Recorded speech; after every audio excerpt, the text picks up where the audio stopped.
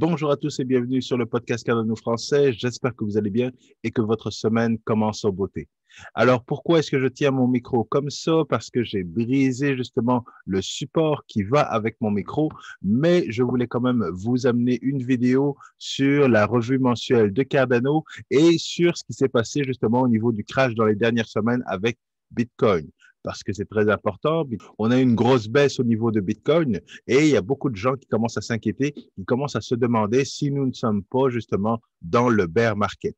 Alors, je vais analyser le graphique de Bitcoin. Je vais vous parler justement de la revue mensuelle de Cardano qu'on a eu jeudi dernier. Et ça va être une plus courte vidéo parce que je ne peux pas faire toute l'émission avec un micro dans la main.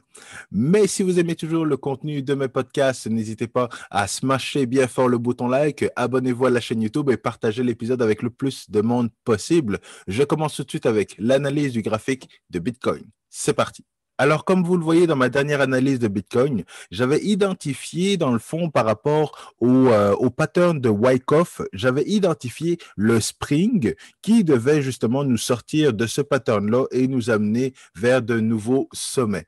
Malheureusement, on a eu l'annonce de la Chine qui a cassé le party. Donc, personnellement, j'avais identifié le spring ici et puis on a eu dans le fond notre montée, on avait certaines résistances que nous devions passer au travers. On avait on avait différents points de résistance qui pouvaient justement nous ramener un petit peu plus bas, mais qui allaient nous permettre justement de retester les supports et repartir à la hausse, exactement comme dans le graphique justement de Wyckoff, où on a une montée, on a des descentes parce qu'on a certaines résistances, qui est normal, on a les supports et puis on repart à la hausse et justement on nous amène le bull run recommence. Mais la semaine dernière, on a eu justement l'annonce de la Chine qui bannissait encore Bitcoin, qui chassait les mineurs de certaines régions de la Chine. Et donc, toute cette accumulation de mauvaises nouvelles, malgré qu'on a des très bonnes nouvelles encourageantes par rapport au développement justement de mineurs qui sont plus écologiques, notamment en Amérique latine, malgré tout, nous avons eu cette chute qui nous a ramené très, très, très, très, très bas au niveau du prix du Bitcoin. Donc, comme on peut le voir ici, jusqu'à 28 000 $. Donc, ce que ça veut dire, c'est que c'est pas que je me suis trompé nécessairement en identifiant le spring, en identifiant justement la fin de ce pattern de Wyckoff. C'est tout simplement que les informations ont changé et quand les informations changent, eh bien, l'analyse de votre graphique doit changer également. Donc, au lieu d'avoir un spring là où je l'avais identifié, eh bien, on va tout simplement identifier le spring à ce niveau aussi. Donc, pour nous, lorsqu'on analyse justement le nouveau graphique, on voit que on a eu justement une stabilisation ici, donc deux zones de stabilisation. Par la suite, on a eu notre montée, on a eu notre annonce de la Chine et on a eu notre crash qui est identique justement à ce pattern-là avec le spring qui est identifié ici, qui descend beaucoup plus bas que toutes les anciennes chutes et tous les anciens bas niveaux. Donc, on a le niveau ici, le niveau ici, le niveau ici. Et ici, on a encore le niveau le plus bas, ce qui pourrait être notre spring. Et par la suite, justement, on a notre montée. Et chaque fois, on va retester dans le fond les différents supports. Donc, on est remonté, on a retesté le support ici, on est reparti à la hausse. On a encore une fois notre diagonale qui sert de résistance. Donc, est-ce qu'on va passer au travers? Et si on passe au travers, est-ce qu'on passe à travers les différentes résistances? Et lorsqu'on va passer ces résistances-là, on va retester les supports, on va repartir à la hausse, retester les supports, repartir à la hausse, et ça va être la fin de cette accumulation de Wyckoff. Alors, c'est toujours le bon moment pour accumuler du Bitcoin aux alentours de 30 000 $.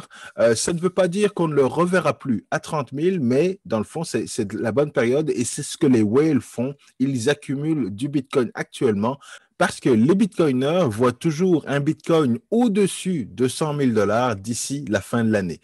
Donc, c'est important d'analyser ce que les Bitcoin maximalistes voient au niveau des différents graphiques, voient au niveau de l'action qui se passe on-chain sur la blockchain Bitcoin et d'appliquer cette tendance-là justement aux autres projets comme le projet Cardano.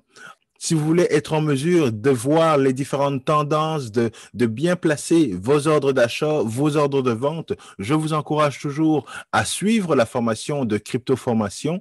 Vous avez une formation sur le trading, que vous vouliez être trader ou juste analyser les différents patterns, être capable de lire les différents graphiques, vous pouvez suivre cette formation. Et si vous utilisez le podcast Cardano 10, vous avez une réduction sur la formation. Alors, je vous encourage à suivre la formation si vous êtes intéressé. Cryptoformation.ca, c'est mon ami Paul qui donne la formation et vous en aurez pour votre argent. Alors, passons au niveau de la revue mensuelle de Cardano. C'était une revue mensuelle un petit peu différente des autres. Elle était beaucoup plus technique et beaucoup plus avec de l'information qui était moins en lien avec le développement justement de Gauguin.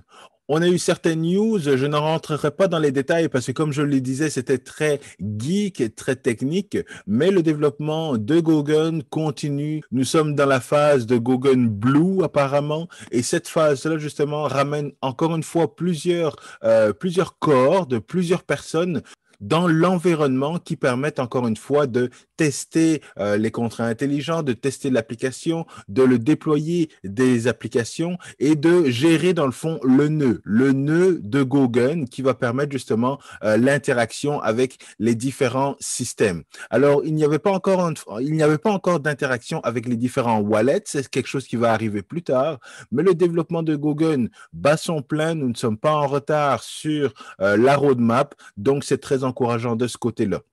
Ce qui est super, c'est qu'il va y avoir également une autre cohorte de développeurs qui vont être en mesure de suivre les cours de Lars et d'apprendre justement à développer des contrats intelligents avec Plutus.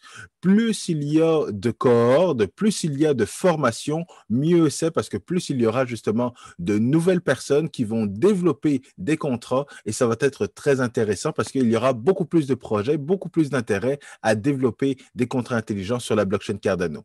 Alors Cardano, je le dis, cela devient la référence au niveau des nouveaux projets parce que l'information qui circule au niveau de Cardano commence à faire de l'écho au niveau de l'écosystème de la blockchain. Et je le vois parce qu'il y a beaucoup plus d'intérêt, beaucoup plus de discussions qu'il y avait dans le temps sur la blockchain Cardano. Beaucoup plus de personnes qui s'intéressent justement aux différents tokens, aux différents ICO qui vont sortir sur la blockchain Cardano. Mais avant de parler des partenaires, je voulais vous parler de la décentralisation de la blockchain Cardano.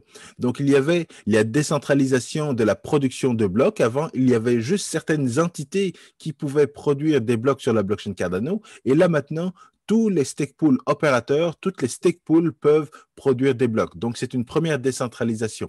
Par la suite, il y a une décentralisation au niveau du réseau. C'est ce qu'on appelle le peer-to-peer. Donc, c'est ce qu'ils sont en train de mettre en place et il y a beaucoup de développement qui se fait pour que justement le réseau soit aussi décentralisé que sur la blockchain Bitcoin. Et la troisième partie, c'est justement la décentralisation de la gouvernance où chaque, dans le fond, stake pool, chaque détenteur de ADA va pouvoir voter par rapport à des propositions pour améliorer, pour entretenir la blockchain Cardano. Donc ça, c'est la troisième partie, c'est la gouvernance et c'est ce qu'on est en train d'expérimenter avec Catalyst et IdeaScale. Donc, pendant que tout ça, Gauguin, la décentralisation, tout ça est en train de se faire, évidemment, Cardano continue de développer ses partenariats. Ils nous ont présenté 3 partenariats et une grosse communauté qui sont en train de développer un écosystème de NFT sur Cardano, ce qui est très encourageant. Et vous le saviez déjà, Cardano est très, très, très focusé sur l'interopérabilité. Et c'est ce qu'ils font justement avec le projet Nervos. Nervos, qui est une blockchain proof of work, et ils ont énormément de partenariats avec différentes blockchains proof of work comme Litecoin, comme Ergo et la Nervos qui sont en train de justement développer et s'intéresser à la blockchain Cardano pour pouvoir justement développer une interopérabilité entre les deux blockchains, ce qui permettrait justement à des blockchains comme Ergo, Litecoin ou Nervos de pouvoir utiliser des services de la blockchain Cardano comme le voting dans le fond. Donc, être en mesure de déplacer les coins sur la blockchain Cardano pour pouvoir voter par rapport à une amélioration sur la blockchain Ergo, par exemple. Ils font le vote au niveau de Cardano et par la suite, les tokens sont retournés dans l'écosystème de la blockchain d'origine. Donc, c'est ce qu'on appelle l'interopérabilité entre blockchains. C'est le deuxième sujet très important au niveau de la blockchain Cardano. Le premier est la performance, l'interopérabilité et la gouvernance. Et là, on voit qu'il y a un gros emphase et un gros intérêt des différentes blockchains pour justement développer ce genre de partenariat. Il y avait également Orion Protocol qui, eux, dans le fond, veulent développer également un partenariat parce qu'ils veulent être la blockchain qui va permettre justement de amener beaucoup plus de liquidité ou centraliser d'une certaine manière la liquidité pour toutes les blockchains. Il y a encore un peu de recherche que je dois faire sur cette blockchain, mais ils voulaient justement avoir la possibilité d'utiliser ou d'être partenaire avec Cardano pour l'interopérabilité et parce qu'ils voient que justement Cardano peut être cette blockchain qui permet justement d'avoir une meilleure performance s'ils veulent attirer beaucoup de liquidités. Ils ne veulent plus justement qu'il y ait des silos au niveau des digital assets comme les NFT.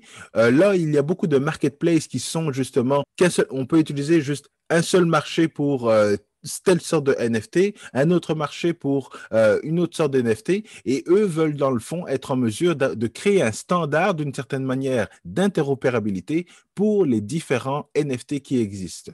C'est un gros projet très ambitieux et évidemment Cardano avec justement la recherche et le développement et tout ce qui se fait au niveau des NFT dont je vais vous parler prochainement, eh bien il y a un gros intérêt justement pour Orion Protocol d'avoir un partenariat avec Cardano.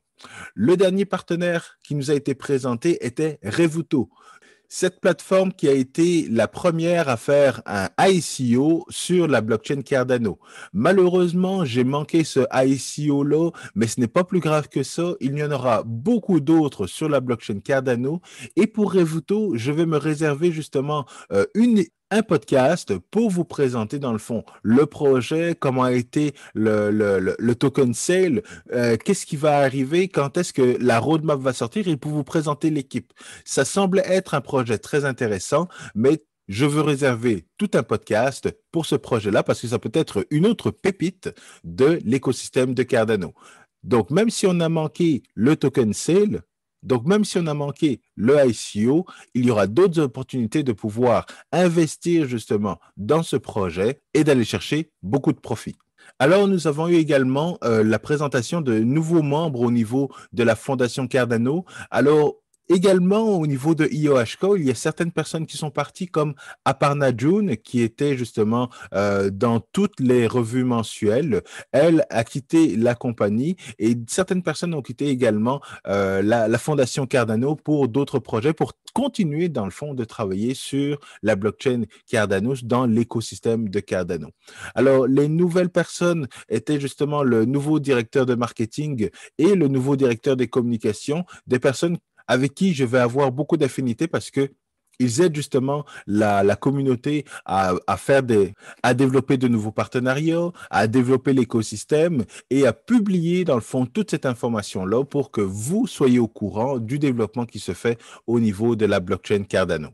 Alors, il n'y a pas de crainte à avoir nécessairement. C'est comme dans toutes les compagnies, il y a des gens qui partent, il y a des gens qui arrivent. L'important, justement, c'est d'avoir cette phase de consolidation et qui va permettre la croissance, justement, de ces deux entreprises, IOHK et la Fondation Cardano, pour pouvoir, justement, grossir et faire exploser cet écosystème dans les prochaines années. IOHK et Wolfram et la communauté qui développe des NFT sur la blockchain Cardano sont en train de créer ce gros écosystème, ce gros marché justement pour les digital assets comme les NFT. Ils veulent créer une plateforme d'auction pour vendre des NFT de manière décentralisée. Alors, comme je vous le disais, il y a NBA Top Shot qui sont justement cette plateforme centralisée sur laquelle les NFT que vous achetez doivent rester sur cette plateforme-là. Vous ne pouvez pas les déplacer sur une autre plateforme. Alors que Steven Wolfram a travaillé sur des projets avec Apple, avec Facebook, avec Microsoft. Donc, il a vraiment une vision, il se projette projette 10 ans dans le futur pour travailler sur des projets et pour nous amener les expériences que nous allons aimer dans les prochaines années. Donc, avec cette nouvelle plateforme, ça va vraiment être incroyable parce que toutes les NFT que vous allez vouloir créer, il y aura un standard et il y aura cette plateforme qui sera décentralisée. Ce sera comme un exchange décentralisé pour les NFT, pour la vente et l'achat de NFT. Alors, avec les bons incitatifs et avec toute cette recherche et toute cette analyse qui va être faite, c'est sûr et certain que cette nouvelle plateforme qui sera créée en partenariat justement avec Wolfram va être adopté au niveau de la blockchain et encore une fois, le moteur va être la blockchain Cardano. Donc, avec tous ces différents projets qui se font, toutes ces personnes qui travaillent au niveau du développement de la blockchain Cardano, je ne vois pas comment l'avenir de cette blockchain-là peut ne pas aller vers de nouveaux sommets. Je garde toujours mes prédictions. Ce n'est pas parce que le marché est à la baisse et que nous vivons dans le fond une période de bear market que mes prédictions ne tiennent plus. Exactement comme les prédictions justement des Bitcoin maximalistes qui voient un Bitcoin à la fin de l'année pouvant aller de 100 000 à 200 000 à des prédictions que j'ai vues même à 300 000 $. L'important, ce n'est pas ce qui se passe aujourd'hui, ce qui va se passer demain, mais l'important, c'est justement la tendance sur le long terme. Il nous reste encore 6 mois ou un petit peu moins de 6 mois avant la fin de l'année et beaucoup de choses peuvent se passer en 6 mois. Au début de l'année, Bitcoin était aux alentours de 20 000 $. Il est monté à 65 000. Il est redescendu à 32. Donc, il est encore possible que Bitcoin atteigne le 200 000 et redescende à 100 000 d'ici la fin de l'année. L'important est de continuer à suivre les bonnes informations. L'important est de continuer à bien placer vos jetons pour maximiser vos profits. Alors, je termine là-dessus pour aujourd'hui. Je vous prépare encore une fois de bons épisodes sur les différents ICO qui vont arriver sur la blockchain Cardano, sur les différents projets qui se développent sur Cardano. Et n'oubliez pas de smasher encore bien fort le bouton like, abonnez-vous à la chaîne YouTube et partagez l'épisode avec le plus de monde possible. Je vous retrouve très bientôt pour un prochain podcast. Peace.